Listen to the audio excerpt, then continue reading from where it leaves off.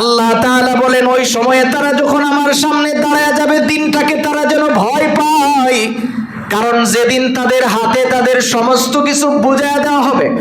সুম্মা তুওয়াফা কুল্লু নাফসিম মা কাসাবাত, দুনিয়ার জমিনে সে যা করছে সবগুলি পুঙ্খানু তার হাতের মধ্যে উঠায়া দেওয়া হবে।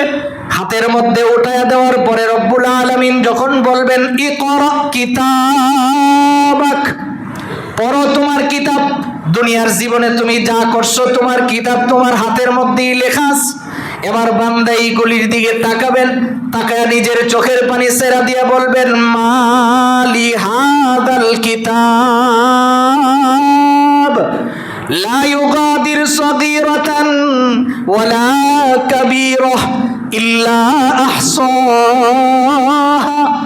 আফসোস করে বলবেন দুনিয়ার জমিনে আমি এমন কাজগুলি করলাম যেটা আমার রাতের অন্ধকারে আমি করছি কেউ দেখে নাই। এমন অন্ধকারের ভিতরে কাজ করছি আমার এক হাতে করলাম আরেক হাতও দেখে নাই, ওইগুলিও তো এখানে লেখা আছে।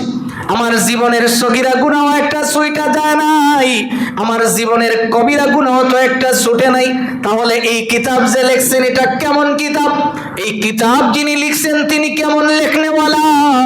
এই জন্যই তো রব্বুল আলামিনের নবী বলেন উম্মত শোনো, তুমি যদি হাসরের দিন ভয় ভীতি মুক্ত হইয়া আমার কাছাকাছি থাকতে চাও, দুনিয়ার জমিনে সহজ 5টা কাজ করা চাই। মা বা'দু ফাআউযু বিল্লাহি মিনাশ শাইতানির রাজীম। বিসমিল্লাহির রহমানির রহিম। واتقوا يوما ترجعون فيه إلى الله ثم توفى كل نفس ما كسبت وهم لا يظلمون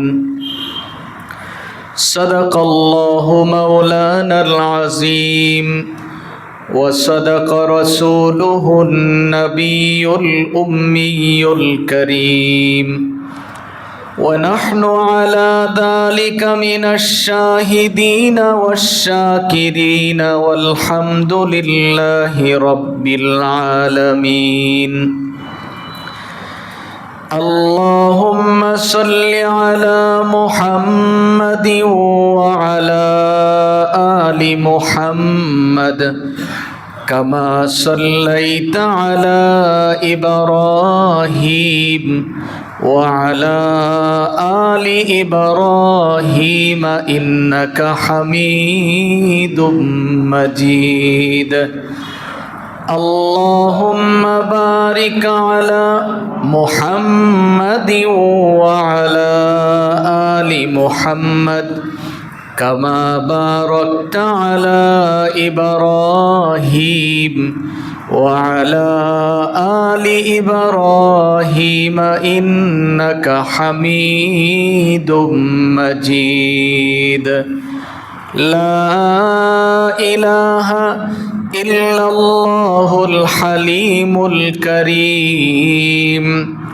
سبحان الله وبحمده سبحان الله العظيم سبحانك لا علم لنا إلا ما علمتنا إنك أنت العليم الحكيم نهاية قابل احترام উপস্থিত দেশ ও জাতির কর্ণধার হযরত উলামায়ে কেরাম, অত্র এলাকার সর্বস্তরের ইসলাম প্রিয় মুসলিম ভাইরা, মহান রব্বে করিমের দরবারে অসংখ্য গণিত শুকর আদায় করছি, যিনি অত্যন্ত দয়া করে মেহেরবানি করে আমাদের হায়াতটাকে দীর্ঘায়িত করে সুস্থ শরীরে পবিত্র জুমার দিনে আল্লাহর ঘর মসজিদে বসে নামাজের পূর্বে কোরআন ও হাদিসের কিছু কথা শোনার তৌফিক দিয়েছেন। এই জন্য আমরা সকলেই পড়ছি আলহামদুলিল্লাহ। মোহতারাম ভাই, আমি আপনাদের সামনে পবিত্র কোরআনে কারিমা থেকে সূরা বাকারার 281 নম্বর আয়াত তেলাওয়াত করেছি। আল্লাহ রাব্বুল ইজ্জত ওয়াল জালাল যেন তেলাওয়াতকৃত আয়াত এবং হাদিসের আলোকে আমাকে ইখলাসের সহিত কিছু কথা বলার এবং আপনাদের সকলকে আমল করার নিয়তে শোনার তৌফিক দান করুন। সকলে বলি আমিন। মুহতারাম ভাই, তিলাওয়াতকৃত আয়াতে আল্লাহ রব্বুল আলামিন বলেন, হাবিব আপনি দুনিয়ার মানুষদেরকে বলেন তারা যেন ভয় করে ওই দিনকে, যেই দিন তারা আমার সামনে সকলেই জড়ো হয়ে দাঁড়িয়ে যাবে, যেদিন তাদেরকে তাদের যা কিছু করছে সবগুলি একবারে পুঙ্খানুপুঙ্খানু হিসাব বুঝাইয়া দেওয়া হবে। অতঃপর রব্বুল আলামিন বলেন, ওই দিন কিন্তু আল্লাহ তাআলা কাহারও উপরে জুলুম করবেন না, যে যেটা করছে তাকে এটাই বুঝাইয়া দেওয়া হবে। আসুন আমরা একটু বোঝার চেষ্টা করি আল্লাহ রব্বুল আলামিন কোন দিনের কথা আমাদেরকে বলেছেন। আল্লাহ রব্বুল আলামিন ওই দিনের কথা বলেছেন, ওই দিনটাকে তাফসীরের কিতাবের মধ্যে লেখা হয় কিয়ামতের দিন, যেদিন সবাই আল্লাহ তাআলার সামনে দাঁড়াতে হবে। সেদিন দাঁড়ানোর জন্য আলাদা আলাদা কোনো মানুষ থাকবে না, সকলেই দাঁড়ায় যাবে।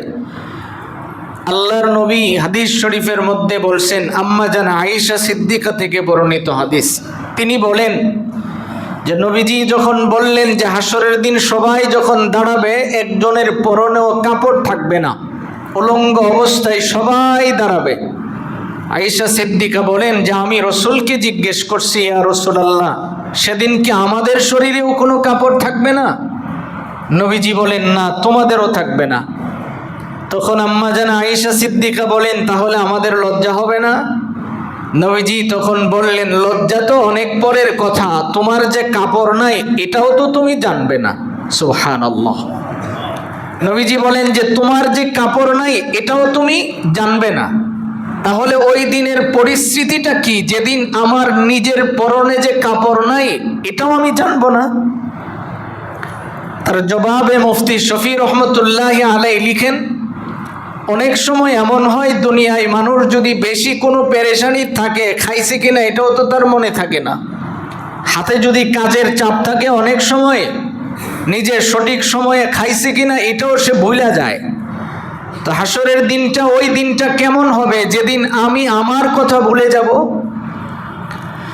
এবার আসুন আল্লাহর নবী বিশ্ব নবী রহমতুল্লিল আলামিন বলেন, শোনো, ওই দিন যদি তুমি আমার সাথে দাঁড়াও, নবীজির সাথে যদি আমরা দাঁড়াতে পারি, আমাদের কি কোনো টেনশন থাকবে মনে করেন? কারণ সেদিন আমাদের নবী ছাড়া ওই দিনের সবচেয়ে দামি আর কেউ থাকবে না। লম্বা হাদিস আসছে, হাদিসের ব্যাখ্যায় সার সংক্ষেপ কথাটা শোনাই। সেদিন সবাই চেষ্টা করবে যে আমরা প্রয়োজনে আদমের কাছে যাই, যেহেতু তিনি প্রথম নবী, ওনাকে যে বলি।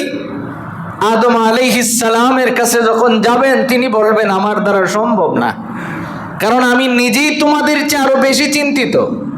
আমি তো আমার নিজের চিন্তা করেই শেষ করতে পারতেছি না, তো তোমাদের চিন্তা আমি কখন করব? তিনি বলবেন, ঠিক আছে, এটা আমার দ্বারা সম্ভব না। যদি সম্ভব হয় তো তোমাদের জাতির পিতা ইব্রাহিমের সম্ভব হতে পারে, তার কাছে যায় দেখতে পারো। লোকেরা তখন সাইয়্যিদনা ইব্রাহিম আলাইহিস সালামের কাছে যাবেন, তিনিও তখন বলবেন এটা আমার দ্বারা সম্ভব না। যাবেন হযরত ঈসা আলাইহিস সালামের কাছে, এর আগে আরো অনেকজনের কাছে গেলেন, অনেক লম্বা কথা। আমি আপনাকে শুধু মূল কথাটা বোঝাতে চাচ্ছি। ঈসা আলাইহিস সালামের কাছে যাওয়ার পরে তিনি বললেন, আমিও তো পারবো না, কারণ আমাকে ইহুদিরা আল্লাহর পুত্র বলতো, যার কারণে আমি নিজেই তো লজ্জিত, আমি তো রবের কাছে যেতে পারবো না। এই কথাটা বলার সঙ্গে সঙ্গে তিনি বলবেন, আমি তোমাদেরকে একটা পরামর্শ দেই, এটা হলো আজকের এই দিনের সবচেয়ে দামি যিনি, তিনি হলেন মুহাম্মদুর রাসূলুল্লাহ সাল্লাল্লাহু আলাইহি ওয়াসাল্লাম। তোমাদের যদি যেতে হয় তো ওনার কাছে যাও, আর তিনার কাছে যদি যাও, তিনি হয়তো আল্লাহর কাছে তোমার জন্য কোনো সুপারিশ করতে পারেন। এই কথাটা আমরা একটু বোঝার চেষ্টা করি যে তিনার কাছে যাও, গেলে তিনি তোমাকে সুপারিশ করার সুযোগ হয়তো আছে। এবার হাদিসের মধ্যে নবীজি বলেন যে হাসরের এই ভয়াবহ দিনে কিছু কিছু মানুষ আমার পাশে দাঁড়াবে। সুবহানাল্লাহ। তাহলে আমি আপনি যদি হাসরের দিন নবীজির কাছে দাঁড়াতে পারি, তাহলে ওই দিন কি আমাদের কোনো ভয় থাকবে? বলেন কোনো ভয় থাকার সম্ভাবনা আছে? কোনো ভয় নেই। সন্তানেরা যখন বাবার হাত ধরে হাঁটে তাদের যেমন কোনো ভয় থাকে না, কারণ সে জানে পৃথিবীর সর্বোচ্চ জায়গাটাই আমি ধরে রাখছি। ছোটবেলায় বাবার হাত ধরে রাস্তা দিয়ে হাঁটলে সন্তানের সবচেয়ে নিরাপদ জায়গা হলো বাবার কোল। হাদিসের মধ্যে রাসূল বলেন, কিছু কিছু মানুষ আমার পাশে দাঁড়াবে, তাদের কোনো ভয় ওই দিনের থাকবে না। আয়াতের তাফসীরের মধ্যে তাফসীরে মাজহারিতে লেখা হয়, আল্লাহ রাব্বুল আলামিন বললেন, ওয়াত্তাকু ইয়াওমান তুরজাউনা ফীহি ইলাল্লাহ, তোমরা ভয় করো ওই দিনকে যেই দিন আল্লাহ তাআলার সামনে সকলকে কি করে দেওয়া হবে? জড়ো করে দেওয়া হবে। সবাই একত্রিত হয়ে আল্লাহ তাআলার সামনে তোমাকে দাঁড়ায় যেতে হবে। নবীজি বলেন যে ওই দিনটা তোমার কেমন হবে তুমি দেখো। আল্লাহ রাব্বুল আলামিনের সামনে যখন মানুষ দাঁড়াবে তখন তো সে নিজের কথাই ভুলে যাবে। আল্লাহ তাআলা কোরআনে কারিমায় আরেক জায়গায় স্পষ্ট বলেছেন, ওই দিনটা তার এমন অবস্থায় হবে যে সে যে পাগলের মতো দৌড়াইতে থাকবে। আপনজন সামনে দিয়ে হাঁটলে দেখলেও সে চিনবে না যে এই লোকটা আমার। তো ওই কঠিন পরিস্থিতিতে আমি যদি আমার নবীজির সামনে দাঁড়াতে পারি, আমাদের কোনো প্রকারের সমস্যা থাকবে না। নবীজির সাহাবী আনাস ইবনে মালিক বলেন, এই কথাটা শোনার পরে, আয়াতটা শোনার পরে একজন গ্রাম্য সাহাবী রাসূলকে প্রশ্ন করলো, হুজুর আপনি কোন তো দেখি কোন দিন আমাদেরকে আল্লাহর সামনে দাঁড়াইতে হইব? নবীজি বললেন কিয়ামতের দিন। বলেন কোন দিন? সাহাবী বলেন তাহলে মাতাসা, আপনি বলেন কিয়ামত কোন দিন হইব? আল্লাহর রাসূল সঙ্গে সঙ্গে তারে জবাব দিলেন, কিয়ামত কোন দিন হবে এটা পরে, আগে তুমি বলো যে কিয়ামতের জন্য তুমি কতদূর প্রস্তুতি নিছো।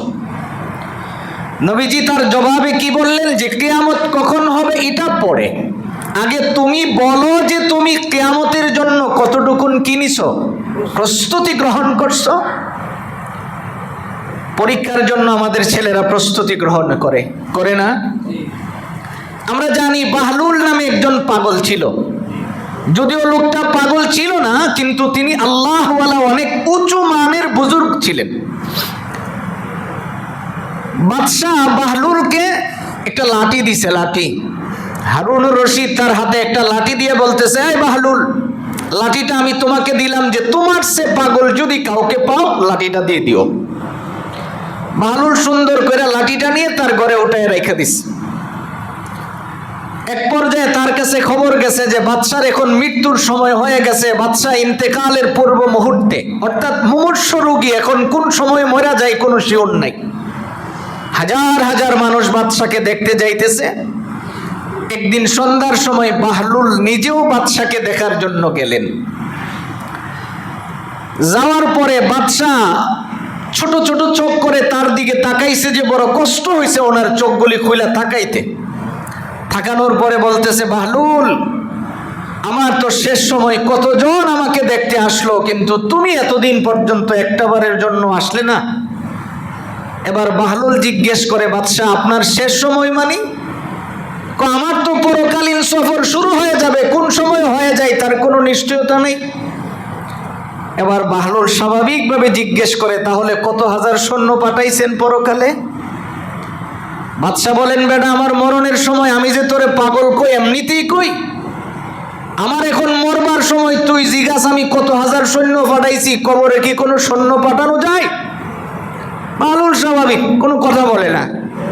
এবার বলতেছে, আমি তো নিজে দেখছি, আপনি যদি এখান থেকে শাম যাইতেন তার আগে 14 দিন থাকার জন্য 14টা উট বুঝাই করে খাওয়ান আগে পাঠাইতেন। আপনি যে রাস্তা দিয়ে হাঁটবেন এই রাস্তা প্রোটোকল দেওয়ার জন্য আগে উট বোঝাই করে সৈন্য পাঠাতেন ওখানে, এগুলি পাঠান নাই। বাদশা কয়, ওখানে কি এগুলি চলে? তুই তো আসলেই পাগল। এবার বাহলুল বলে, তাহলে কতদিন থাকবেন? তো বাদশা আরো রাগান্বিত হয়েছে, হয় তুই কি মস্কারি করস? এবার বাহলুল বলেন, আমি আপনার সাথে মস্কারি কেন করব? আমি তো দেখছি আপনি কোথাও সফরে গেলে আগে বলে দিতেন এত তারিখ যাব, এত তারিখ ফেরত আসবো। আপনি যে কইলেন আপনার সফর শুরু হইতেছে, তাইলে আপনি কোন দিন আইবেন এটা আমারে কোন?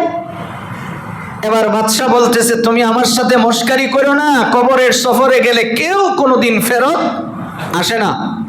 এবার বাহলুল বলে, বাদশা এই ক্ষমতাটা টিকায় রাখার জন্য আপনার জীবনে আপনি কত কিছু করলেন, কবরের জন্য আপনি কদ্দুর কি করলেন। এবার বাদশা বড় আফসোস করে বলে, আমি তো কবরের সামান খুব কমই কামাইছি। আস্তে করে বাহলুল লাঠিটা ওনার হাতে দিয়ে বলেন, নেন। আমি এতদিন খুঁজতেছিলাম যে আমার চেয়ে পাগল আর কেউ আছে কিনা, আমি খুঁজে পাইছি আজকে যে আপনি আমার চেয়ে বড় পাগল। কারণ যেখানে গেলে আপনি আসবেন না এটা জানেন। আপনি আপনার রাজত্ব ছেড়ে সিরিয়ায় যদি সফর করতেন 1 সপ্তাহ, ওখানে আপনি 15 দিনের খাবার পাঠাইতেন, ওখানে আপনার সিকিউরিটির জন্য সর্বোচ্চ লোক পাঠাতেন। কিন্তু আজকে আপনি আখিরাতের সফরের সময় আপনি বলতেছেন কবরের জন্য আপনি কিছুই পাঠান নাই। তা আপনি তো আমার চেয়ে বড় পাগল, কারণ আমি তো সারাটা জিন্দেগি আমার রবের জন্য উৎসর্গ করে দিয়েছিলাম। সুবহানাল্লাহ। তাহলে আপনার দৃষ্টি থেকে আমি ছিলাম পাগল, এখন তো আমি দেখতেছি আপনি আমার চেয়ে বড় পাগল। কাজে আপনার কথা অনুযায়ী লাঠিটা আমি আপনাকেই দিতে হয়। এটা আর আমি এখন থেকে আর আমার কাছে রাখার কোনো যোগ্যতা নাই, এটা আমি হারিয়ে ফেলেছি বাদশা। মোহতারাম ভাই, যে কথাটা বলতেছিলাম, হযরত আনাস ইবনে মালিক বলেন, সাহাবী যখন রাসূলকে জিজ্ঞেস করলো, মাতা সাআ, নবী আপনি বলেন তো কিয়ামত কোন দিন হবে। নবীজি তাকে পাল্টা প্রশ্ন শুনলেন, কিয়ামত কোন দিন হবে এটা পরে, আগে তুমি বলো তোমার কিয়ামতের জন্য কতটুকুন প্রস্তুতি আছে। সাহাবী বলতেছে, রাসূল আমি তো কিয়ামতের জন্য তেমন বেশি প্রস্তুতি গ্রহণ করি নাই। নবীজি বলেন, কদ্দুর করছো কও। কই আমি ফরজ নামাজগুলি সঠিকভাবে আদায় করছি, বেশি নফল পড়তে পারি নাই, বেশি দান সদকা করতে পারি নাই, বেশি রোজা রাখতে পারি নাই, বেশি যাকাত দিতে পারি নাই, আল্লাহর রাস্তায় বেশি বেশি সময় কাটাতে পারি নাই। তবে এইটুকুন করছি যে আমার এই সিনার ভিতরে আল্লাহ এবং নবীর ভালোবাসা এটা পূর্ণ করে রাখছি। সুবহানাল্লাহ। নবীজি সঙ্গে সঙ্গে জবাব দিলেন, তোমার এই কাজটাই তোমাকে জান্নাতে পৌঁছে দিবে। সুবহানাল্লাহ। তাহলে আমরা একটা জিনিস পাইলাম এই হাদিসের আলোকে, যে আমাদের ইবাদত যদিও অল্প হয়, কিন্তু সিনাই যদি কার ভালোবাসা থাকে, বলেন না, পান্তা ভাত আর ইলিশের আইতেছে তো আপনার খাওয়ার দিন, আপনি খাইলেন সারাদিন ফসা ভাত আর আন্দোলন করলেন গরম ভাতের, এটা তো হইল না। মিলে জিলেই তো করতে হয় যেটা করবেন। আপনার ভালোবাসাটা হৃদয়ে কদ্দুর, এই কথাটা আমি নওজোয়ানকে বলছি। নওজোয়ান, তুমি একটু নিজেকে জিজ্ঞেস করবা যে তোমার সিনাই ভালোবাসাটা কার বেশি। শুধু এইটুকুন এখান থেকেই নির্ণয় করা, এটা আরেকজনকে বলার বিষয় না, আরেকজনের সাথে এইগুলি আলোচনার বিষয় না, যে আমার ভিতরে কদ্দুর আছে আমি নিজে হিসাব করলেই পাওয়া যাব। এই হাদিসের আলোকে নবীজি বলেন, 5টা কাজ যারা করবে তারা হাসরের দিন আমার সাথে থাকবে, ওরা কিয়ামতের সময় আমাকে খুঁজতে হবে না, এদেরকে আল্লাহ আমার কাছাকাছি রেখে দিবেন। সুবহানাল্লাহ। তাহলে আমরা বুঝতে চেষ্টা করব যে ওই দিনে আমরা যেন কি করতে পারি, নবীজির পাশে দাঁড়াতে পারি, রাসূলের কাছাকাছি যেন আমরা দাঁড়াতে পারি। যদি দাঁড়াতে পারি তাহলে আমার কোনো প্রকারের অসুবিধা থাকবে না। এবার দেখেন সাহাবায়ে কেরাম নবীজির কাছে দাঁড়ানোর জন্য কি করতেন, তারা কত চেষ্টা করতেন নবীজির কাছাকাছি থাকার জন্য। নবীজির একজন সাহাবী ছিল, প্রসিদ্ধ একজন সাহাবী, উনি নবীজির কাছে অনেক দিন পর্যন্ত, হযরতে আবু যর গিফারি, উনি বর্ণনা করেন হাদিস যে হযরতে আবু হুরায়রা একদিন উযু বানাইতেছেন। উযু, আচ্ছা আমরা জানি যে উযুর ভিতরে ফরজ 4টা। উযুর ফরজ কয়টা? 8টা। এটা তো সন্দেহ আছে? উযুর ফরজ 4টা। এই 4 ফরজের মধ্যে এই হাতের এই জায়গা পর্যন্ত ধৌত করা ফরজ, এই কনুই পর্যন্ত ধৌত করা কি? সবাই বলেন কি? এখানের চুল পরিমাণ জায়গা বাকি থাকলে উযু হবে? আপনি যে বিয়ের বাড়িতে যাওয়ার সময় নতুন কাপড়টা কিনছেন, নানার বাড়ি মামুর বাড়ি, এখন উল্টান না যে কাপড়ের বাঁশ নষ্ট হয়ে যাবো গা, কোন রকম পানি দিয়া মর দিলে এটা যদি পূর্ণ ধৌত না হয় উযু হবে কি? হযরতে আবু হুরায়রা বলেন, শোনো আমি দেখেছি যে আবু যর গিফারি বলতেছেন যে আমি আবু হুরায়রাকে দেখছি, তিনি নবীজির খুব প্রিয় একজন সাহাবী। ইনি যখন উযু বানাতেন, হঠাৎ করে আমি একদিন দেখতেছি তিনি উযু বানাইতেছেন আর এই পর্যন্ত হাত ধৌত করতেছে, একেবারে এই পর্যন্ত পুরাটা হাত ধৌত করতেছে। আবু যর গিফারি পিছন থেকে ডাক দিলেন, আবু হুরায়রা কি করলেন? এবার আবু হুরায়রা কই, তুমি যে পিছনে আসো এটা তো আমি জানি না, তুমি পিছনে থাকলে আমি এই কাজ করতাম না। এবার সাহাবী ওনাকে ধরছেন, আবু হুরায়রাকে ধরে কয়, তুমি এই কাজটা কেন করছো আমাকে বলো। এবার আবু হুরায়রা কয়, দেখো এই কাজটা আমি এই জন্য করছি যে আমি আমার নবীজির জবান থেকে শুনছি, হাসরের দিন আল্লাহ রাব্বুল আলামিনের সামনে যখন মানুষ দাঁড়ায়া যাবে, তখন তো শুধু আমরা না, পৃথিবীর যত নবী রাসূল ছিল সকল নবীগণের উম্মতরা একসাথে দাঁড়াবেন। কেবল আখিরি নবীর উম্মত যারা উযু বানাইছে তাদের উযুর অঙ্গগুলি ঝলমল করতে থাকবে, নূরের মতো চমকাতে থাকবে। সুবহানাল্লাহ।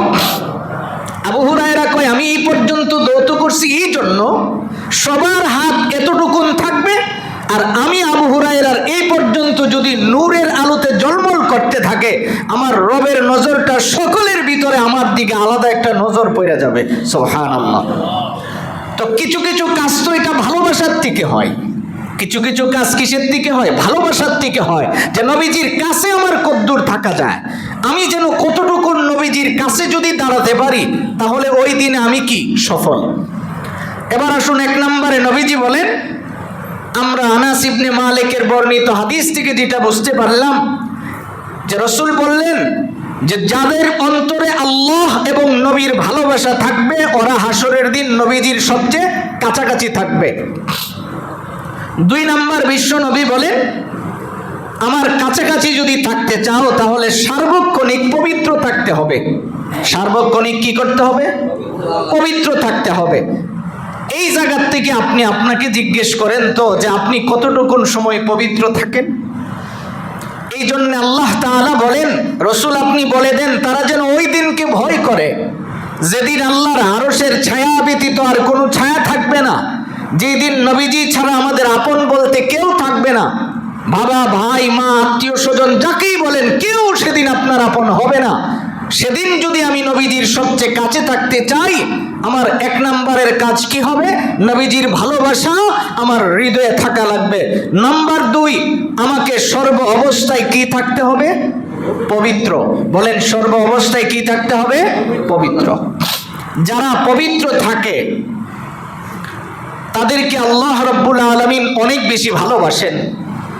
আপনারা ইতিহাস জানেন, রাসূল মেরাজ থেকে এসে জিজ্ঞেস করেছিল বেলালকে, এই বেলাল, তুমি এমন কি কাজ করো যে কাজের কারণে আমি দেখতে পাইছি তুমি আমার জান্নাতে আমার সামনে সামনে হাঁটতেছো? সুবহানাল্লাহ। হযরতে বেলাল বলেন, রাসূল এটা কি করে হয়?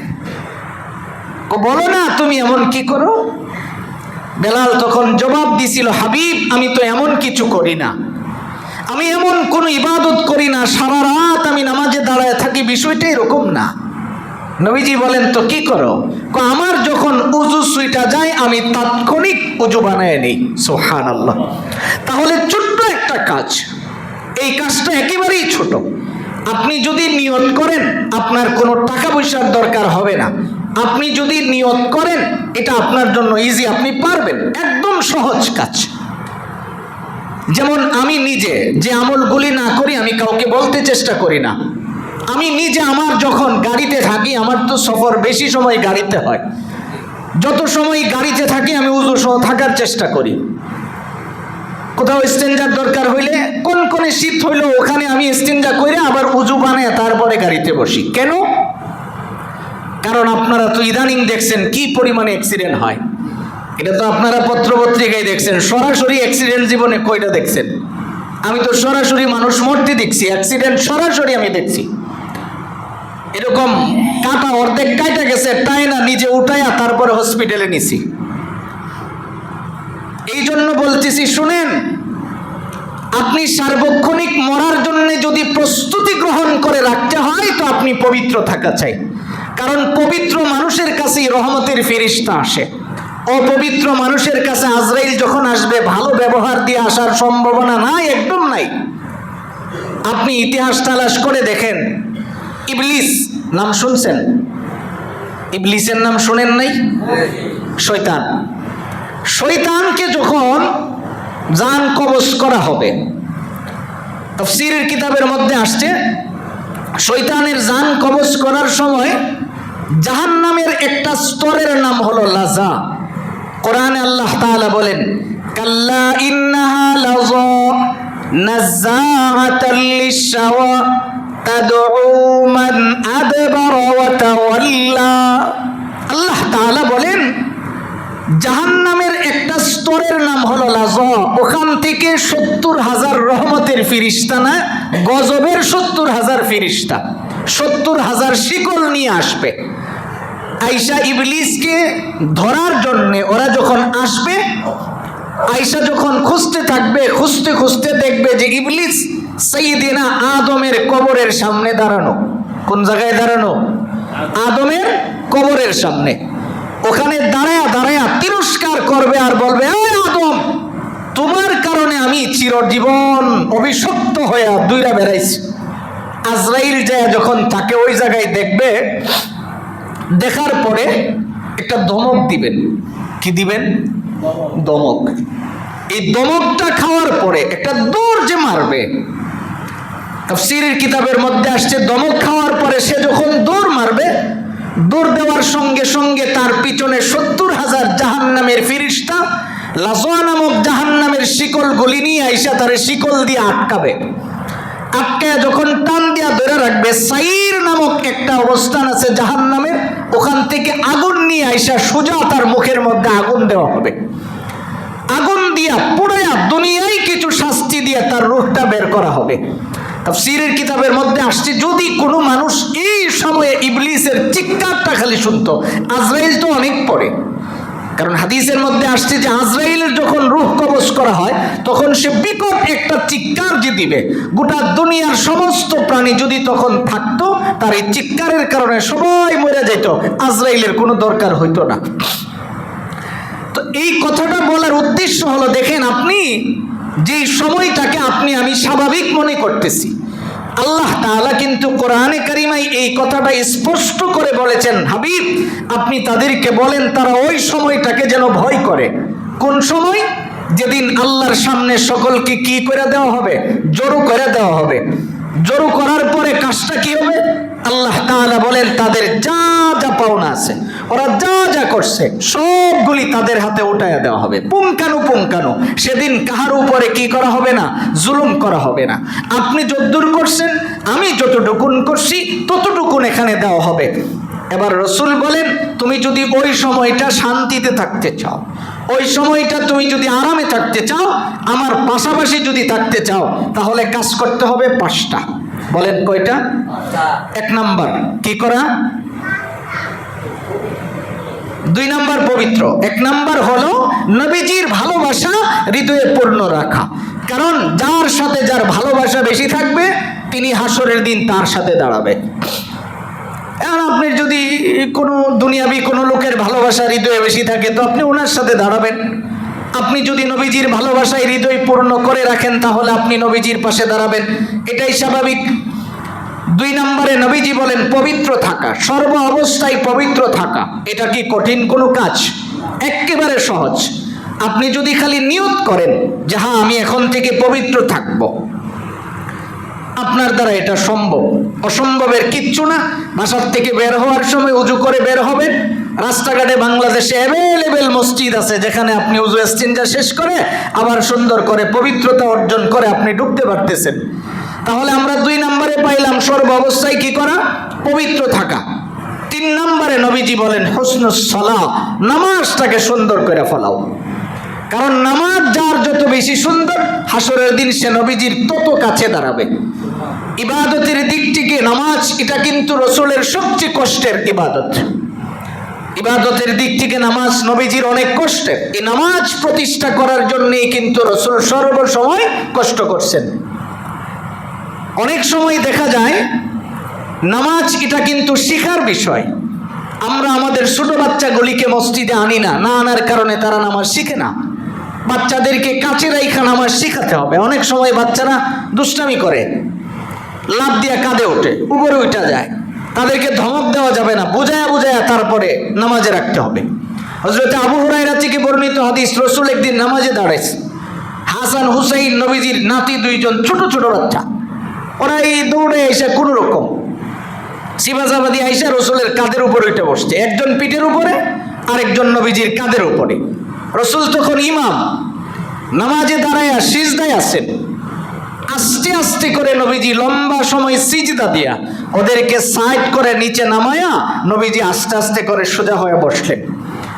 নামাজের সালাম ফিরানোর পরে আবু হুরায়রা কয়, রসুল বাসায় দিয়ে আসবো? আল্লাহর নবী বলেন, কেন দিয়ে আসবো? ওদেরকে মসজিদ থেকে তাড়ানোর তো কোনো দরকার নাই। তাহলে আপনি নামাজ এটাকে সুন্দর করতে হলে, খুশু হুজুর সহিত নামাজ যদি আদায় করতে হয়, আমাদের আগামী প্রজন্মের বাচ্চাগুলিকে আমরা নিজেরাই নামাজ শিখাতে হবে। ওদেরকে কাছে আইনা পাশে দাঁড়ায় 2-4-10টা বাচ্চাকে একত্রিত করে দেওয়ার দরকার নাই। আপনি আপনার পাশে একটাকে দাঁড় করাইয়া দেন, তাহলে সে তো দুষ্টামি করার সাহসই পাবে না। 5-7টারে একসাথে করে দিলে ওরা তো দুষ্টামি করবেই। আপনি আপনার পাশে দাঁড় করে আপনি তাকে রুকু শিখাবেন, আপনি সিজদা শিখাবেন, কোথায় নামাজে কি পড়তে হয় আপনি এটা শিখাবেন। যদি না শিখান, এই ছেলেটা যখন বালেগ হয়ে গেল, এখন আরেকজনের কাছে যে সূরা শিখতে সে লজ্জা পাবে যে আমি বড় মানুষ, এই ছোট বাচ্চার কাছে কি করে শিখবো। এই জন্য আল্লাহর রসুল কই, হাসরের দিন তুমি যদি আমার কাছে থাকতে হয়, তুমি তোমার নামাজকে সুন্দর বানাও। যার নামাজ যত বেশি সুন্দর, তিনি হাসরের দিন নবীজির সবচেয়ে কাছাকাছি থাকবেন। 4 নম্বর, আল্লাহর রসুল সাল্লাল্লাহু আলাইহি ওয়াসাল্লাম বলেন, হাসরের দিন যারা আমার কাছে থাকতে চাও, তাদের অন্তর থেকে দুনিয়ার লোভটা সরাইয়া ফেলো। দুনিয়া তো আপনার থাকবেই, যেটা দরকার আপনি কামাবেন, যা দরকার আপনি রুজি রোজগার করলেন, কিন্তু বেশি ভালোবাসার হৃদয়ে এমন রাখেন না যেখানে আপনি আপনার টাকা পয়সা নিজে কামাই করে রাখছেন কিন্তু নিজের জন্য খরচই করেন না। আল্লাহর রাস্তায় পরকালের জন্য খরচ করবেন, এটা তো অনেক পরে। এমন অনেক মানুষ আছে যাদের পয়সা আছে কিন্তু ভালো কিছু কিনে খায় না, বাচ্চাদেরকে খাওয়ায় না, স্ত্রীকে ভালো কাপড় পরিধান করায় না। তো এই পয়সার কি মূল্য আছে আপনি বলেন তো? ভালো করে আপনি একটা কথা মনে রাখবেন যে দুনিয়া আমার জন্য। দুনিয়া কার জন্য বলেন? দুনিয়া আমার জন্য। বলেন, দুনিয়া আমার জন্য, আমি দুনিয়ার জন্য না। ভালো করে বুঝেন যে দুনিয়া আমার জন্য, আমি দুনিয়ার জন্য না। আমি দুনিয়ার পিছনে কেন দৌড়াবো? দুনিয়া তো আমার পিছনে দৌড়াবে। পানি, নৌকা চলার জন্য পানির দরকার হয়, কিন্তু এই পানি যদি আবার নৌকার ভিতরে ঢুকে যায়, এই নৌকা কিন্তু স্বাভাবিক আর চলে না, এটা বিকল হয়ে পড়ে যায়, নষ্ট হয়ে যায়, পানির নিচে ডুইবা যায়। তাহলে আপনি যদি আপনার হৃদয়ে খালি দুনিয়া এইভাবে ঢুকান, খালি কামাইলেন, খরচ করলেন না, তাইলে কেমন হইল? নবীজি বলেন, শোনো, তোমার এই কলবে দুনিয়াকে জায়গা দিবা না, কারণ দুনিয়া হলো ময়লা বস্তু। এটা যদি তোমার কলবে ঢুকাও তো দুনিয়ার সাথে সাথে ইবলিস ঢুকে যাবে। দুনিয়ার সাথে সাথে কে ঢুকবে? ইবলিস ঢুকে যাবে। আপনি দুনিয়া কামাই করবেন, যেখানে আপনার কামাই হচ্ছে আপনি করতে থাকেন, হালাল পন্থায় পয়সাপাতি রুজি করবেন, কোনো অসুবিধা নাই, কিন্তু খরচের ক্ষেত্রে কার্পণ্য করা যাবে না। দুনিয়ার পিছনে আপনি নিজের জীবনকে বিলীন করে দেওয়া যাবে না। ইবাদত ছেড়ে দিয়ে খালি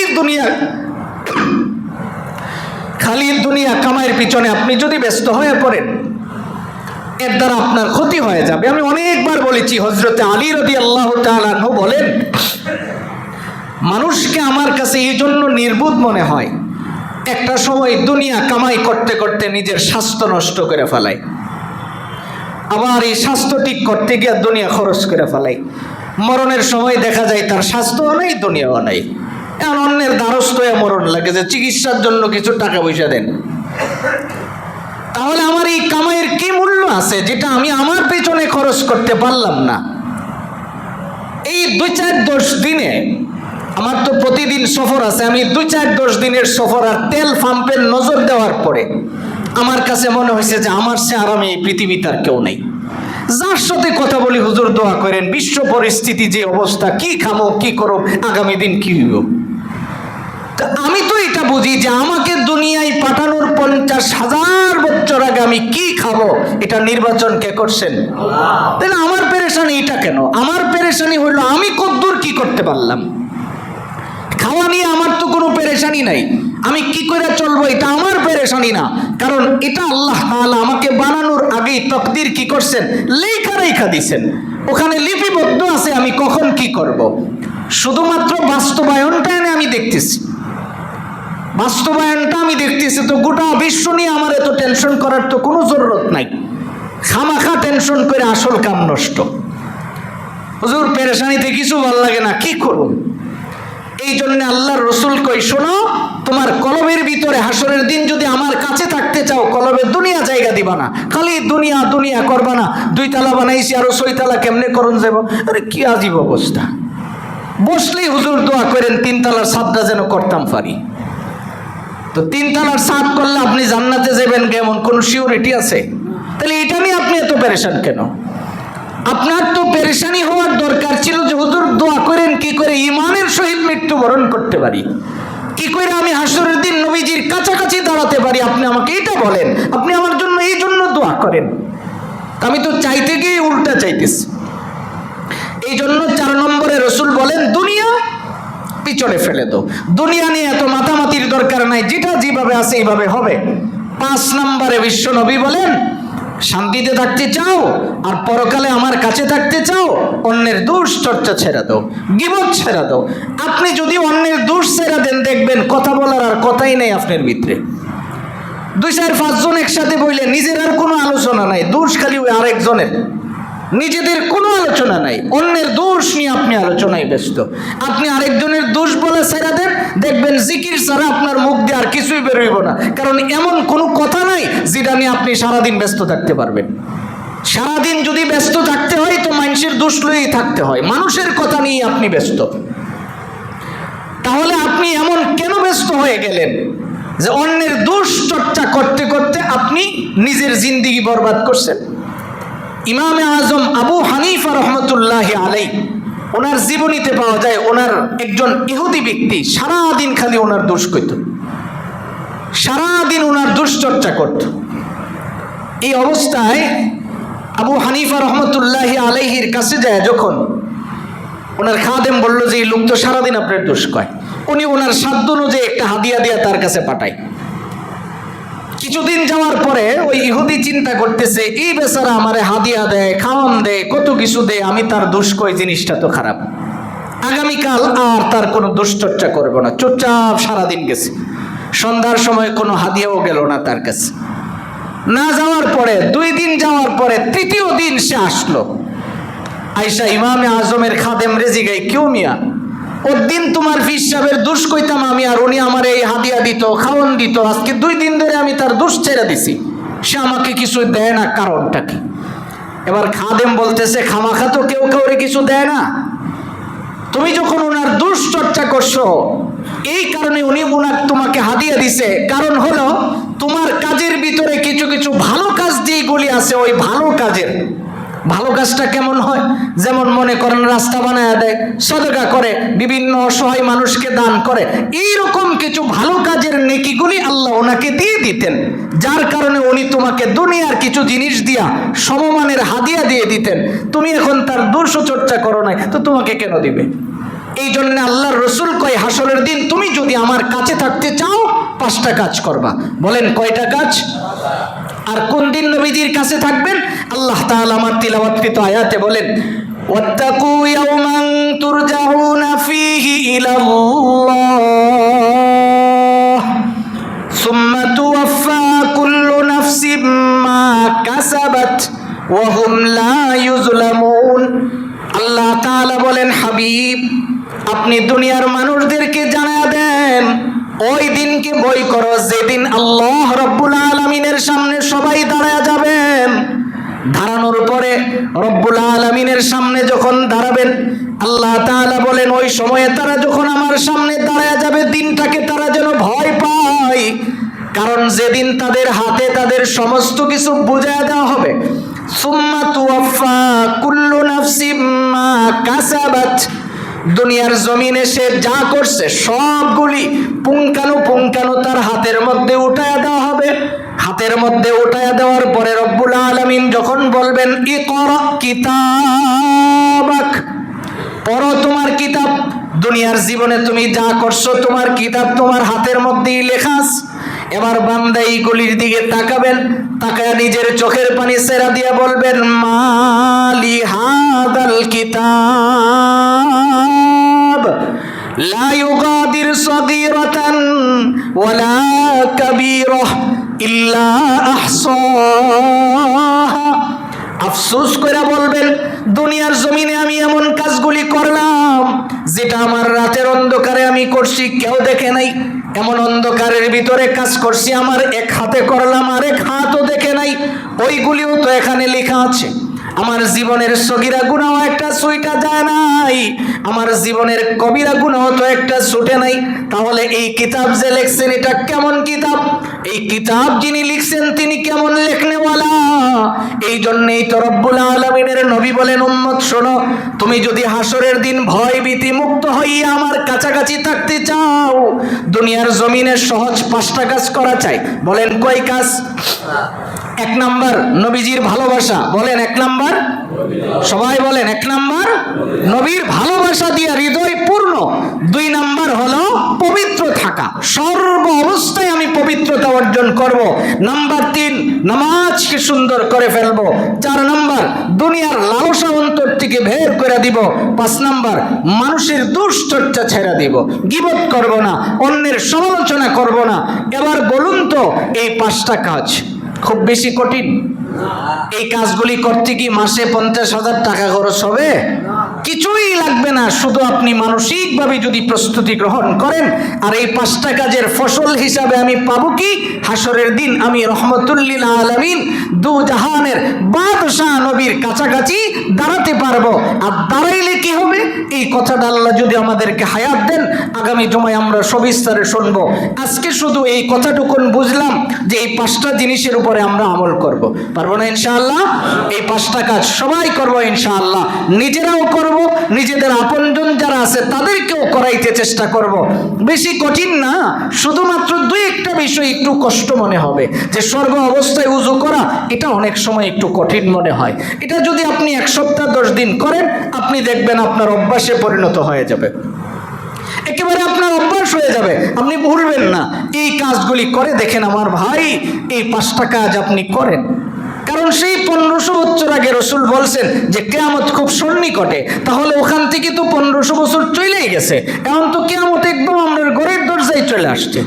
তাহলে এই শেষ সময়ে আমরা অবস্থান করতেছি, এই সময়ে যদি আমার ইবাদতটা একটু বেশি না হয়, আমার ইবাদতের সংখ্যাটা যদি বেশি না হয়, আমি রবের কাছে কি নিয়ে দাঁড়াবো? এই জন্য আমরা হাদিসের মাধ্যমে যেটা বুঝতে পারলাম, ইবাদত বেশি তো আমরা করতে পারি না, দুর্বল মানুষ। এই 5টা কাজ যদি আমরা করি, কমসে কম নবীজির পাশে দাঁড়াতে পারলে আমাদের জন্য সহজ হবে না কঠিন হবে? আল্লাহ আমাদেরকে এই 5টা কাজ বেশি বেশি করে করার তৌফিক দান করে। আরো জোরে বলুন আমিন। আল্লাহ রাব্বুল আলামিন এই 5টা কাজ যেন আমাদেরকে নিয়মিত করতে পারি সেই তৌফিক দান করে, সকলে বলে আমিন।